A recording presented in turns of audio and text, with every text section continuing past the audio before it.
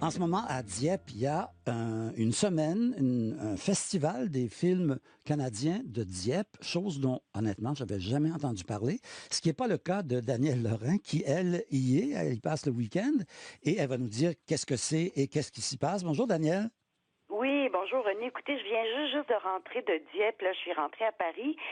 C'était, écoutez, une fin de semaine vraiment chaleureuse. Quel accueil on a reçu les Canadiens en général, je vous dirais, des Dieppois. Faut dire que c'est un festival qui est né, bon, qui en est à sa 4e année. Et l'idée, c'était de consolider les liens entre cette ville-là et le Canada, parce qu'on a des liens qui remontent à loin avec Dieppe, c'est-à-dire qu'il y a même 500 ans, il y avait des explorateurs qui partaient de ce port de mer en Normandie vers le Nouveau Monde.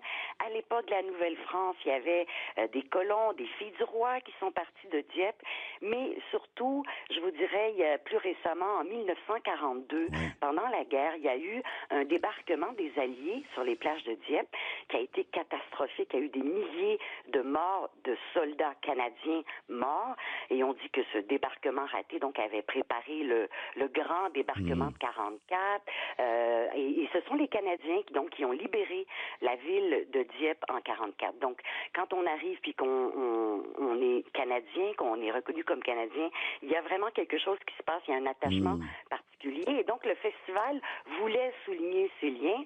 C'est un festival pour le public, hein, vraiment à échelle humaine. C'est une petite ville, 35 000 habitants, si on compte l'agglomération. Il y a eu, on dit, 4 500 entrées là depuis mercredi en salle pour aller voir les films. Et il y a bien sûr sur place des distributeurs de films français, parce que ce qu'on veut, c'est faire distribuer les films canadiens en France, n'est-ce pas? Mais parmi les films qu'on voit là, il y a C'est le cœur qui meurt en dernier, Tadoussac, Nelly.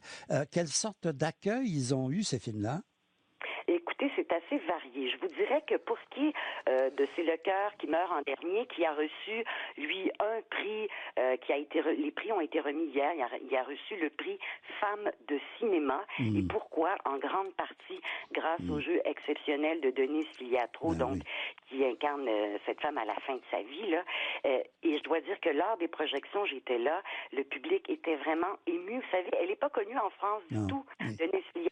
Donc, il n'y a pas d'attachement particulier à cette femme, mais son jeu et vraiment le propos du film aussi a vraiment touché les gens. Et puis bon, il y a eu Nelly, le film sur Nelly Arcan d'Anémon, qui n'est pas encore distribué en France, ce qui est quand même étonnant, parce que c'est en France qu'elle a été publiée d'abord, Nelly Arcan, aux éditions du Seuil, qu'elle a connu son grand succès de Scandale au début, en 2001, avec Putain.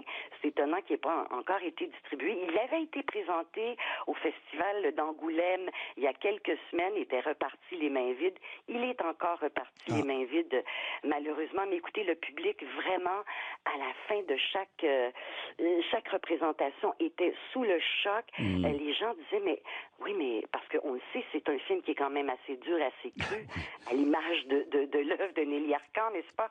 Et les gens étaient là, oui, mais est-ce que c'est vrai tout ça? Est-ce que ça correspond vraiment à sa vie? Je dirais que les gens étaient partagés sur le personnage de Nelly Arcan, mais beaucoup sont venus ensuite dire, moi, écoutez, ça m'intéresse, j'ai envie de lire ces livres, donc on espère que ça va être, le film aussi va être distribué en France. On le souhaite ardemment. Merci, Danielle Lorrain, de nous avoir raconté tout ça. Merci, René. Bye. Au revoir.